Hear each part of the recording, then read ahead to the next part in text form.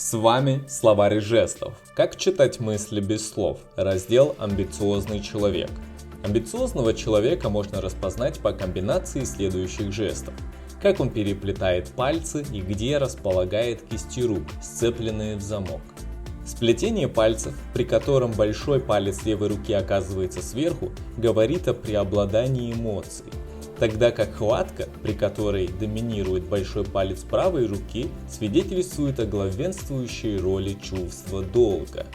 Изменение психологического настроя человека приводит к соответствующей смене доминанта, как вы сами можете убедиться на иллюстрациях.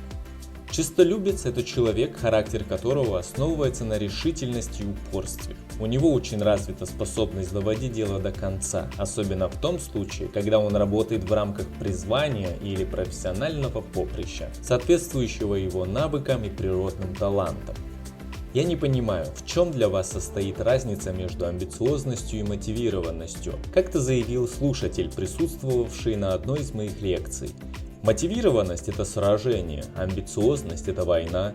Другими словами, те, кто жаждет чего-либо, мотивированы.